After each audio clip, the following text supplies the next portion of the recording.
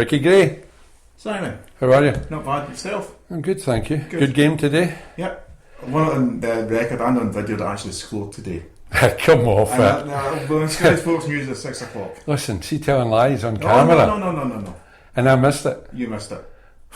And the cameras missed it. Aye. It's the first day for months that we've not had cameras there and you go and score a goal. Yeah. I used to do that all the time. I scored when there was none of my pals were there. It was just me. Alright. Like my only hole in one at the golf, I was on my own as well. So I know the feeling, Ricky. Was that a cracker? Well, 6 yards, yeah. Do you know that we had our first VAR decision on Friday at Palace of Arts? Right. Jim the goalie let one past him. It hit the post, and it rolled along the line. It's But not in. well, nobody knew if it was in or if it was on the line, and Jim the goalie didn't know. Uh-huh. And they were all arguing about it as usual. But there was a camera there. One of the boys were there with a camera, Good. and he looked at it and said it was in. So it was the first official VAR decision in Oh, that's walking when you get football, good records. as far as I know. Yeah. But to get you scoring, that would have been a Yeah. miracle stuff. That Yeah. would have been Been unbelievable. a lot to take on tonight as well. Yeah, I mean, you must have played how many games? Because you don't miss many. Hundreds. But And walking football, yes. you choose to get a goal today Yeah, I know. because you knew you were coming in here. Aye. Something to talk about. Nobody will believe you anyway. How long have you been playing? Just under 4 years. I retired October 2017 and decided that I needed to get some form of fitness. I was a desk job. I was Right. in front of the computer for years. What did you do, Ricky? I was an inventory analyst. What do you what? Inventory analyst. Inventory. Yeah, for Oh. Pernod Ricard, Right, which is world's second biggest spirits producer. right. So that department I worked in was in charge of 16 distilleries, 6.2 million casks and 370 odd warehouses. For goodness sake. So it takes a bit of looking after and analysing Yeah, a lot of data. yeah. But I decided that it was time to, at 57, after 40 years of working, take a break. You get a chance, did you get the opportunity? I've never been off on the sick. I only had ever did like 2 weeks holiday at any one time. Where was that? Where did you work? Dumbarton. Right. Well, Oh, that's where distilleries are. Aye. Yeah. So And where do you live? Ivors. You're a Govan boy, are you? Aye, Ivors boy. Yeah. Yeah. But And I ask everybody this in their interview, and I know the answer to yours because you're quite. What team you support? he a clue. They've just won the 55th title, haven't Exactly, they? yeah. Allegedly. Aye. Yeah. Yeah. So you're an Ibrox boy. Yeah. Were you born in? No, I was born in the Carlton in Brixton. Right. And we moved over here in 1975, so it's not far off 50 years over here. Yeah. Yeah. It's a It's lifetime great. anyway. Aye. Yeah. It's Family. one son, 3 beautiful granddaughters, all under the age of 4. Oh wow. It's a bit of a handful, to be honest. Yeah. Yeah, great family. Yeah. I love my granddaughters. So that's why you don't miss the walking football, is because you get out the house with your granddaughters under 4. No, I isn't don't it? mind that.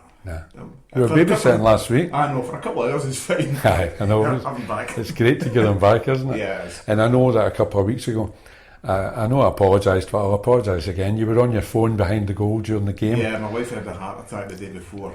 Yeah. And I had to get out of the house. You know, Of course. Because if you're sitting in the house, you just worry about the stupidest things. Your mind goes through all sorts of weird and wonderful connotations what life is going to be like. Yeah. And I thought, I've got to do something Yeah. and get out of here and focus on something. And that's what it was with football. And sorry, my phone went and I hated to answer, but I had to answer it. Yeah, of course, Aye. of course. I didn't know that though when I pulled you Well, up for being on your I'm phone. a bit private that way. I don't Yeah. really sort of publish what's on going on in my life. Of course. Yeah. Yeah. How is she? She's great. She's fed up with me saying, "Going to sit down, I'll make a cup of tea." Right. And she's trying to keep exercising because she's been told she needs to exercise. She is exercising. She does in a normal daily life about 14,000 steps a day. Right. And She's still working? she is still working. She's works as a cleaner for, Right. District Council. And So she's on her feet all the time? yeah. Yep. She'll be missing that then? Aye, she likes the sort of people she works with. She likes the crack and all sorts of. Is she doing the rehab? Not yet, no. No? Nothing yet. She signed up for that? No, I mean, we were supposed to go to the hospital last week to talk to the consultant, but Mm-hmm. for some weird reason they phoned and said they can't do it. Right. So Okay, I'm forgetting that everything will be different just now Aye. because of the, I mean, and that might be one of the things. But I had a heart attack. That's how I got involved in walking football nearly 5 years ago. Yeah. And the rehab was what started me back exercising again and realising how much I needed to. And it was somebody at rehab that said to me, why don't you try the walking football? That's good. So I think it's a resource for us. It's a referral source for us to get players. Yeah. But I can highly recommend it for her because you're meeting other people who are going through worse and the same, and you all help each other. It's a good support group apart from the expert advice that you get about how to build your exercise into your life. One of the things I didn't know was that what they try to do is to keep your heart rate up when you're exercising. You know, aerobic cardiac exercise, cardio. And the only way to do that is to keep your heart rate raised. It can be slightly raised to begin with, it is. You're not going to overexert or anything like that. But when you stop the exercise, your heart rate goes back to resting again. And that doesn't have the same effect as keeping it there. So it's light exercise for a long period of time is much better than short, sharp. I think you've got to, I know it sounds a bit daft, you've got to walk before you can run the rehab. You've got to take it very, very slowly. Ricky, I never had any choice. I remember thinking, the doctor told me 2 or 3 minutes walking when you start off, and I thought, give us peace. I could walk before. He was absolutely right. 2 or 3 minutes exhausted me. And I remember thinking I must be running here until I looked at my feet and saw the pace I was going at, a snail's pace. So it really is just building on it day by day. But she's doing well. She's doing well. Are you a good nurse? No. I've got to admit that, no. You got a uniform? No, not yet. That's half the battle. Enjoy getting dressed up. I've actually started to learn how to use the washing machine. Oh. And things like that, but, you know, and doing the tasks that you normally would do. Right. But I've got a hang of it now. The washing machine? No, I don't want to know. I don't want to know. My partner watches these things, you know. I'm allergic to washing machines. All right. Yeah, and the grass and lots of other things I'm allergic to. But it'll be. We know it's going to be different for her now. She's now stopped smoking, which is great. Brilliant. And she knows that, you know, it's maybe not the cause, but it didn't help. Yeah. But I had tried to stop smoking so many times and failed miserably, and I haven't smoked since the day this happened. Yeah. Because it's just a decision, really, isn't it? It's just. That's worth a whole channel in its own, stopping smoking, if we could help people do that.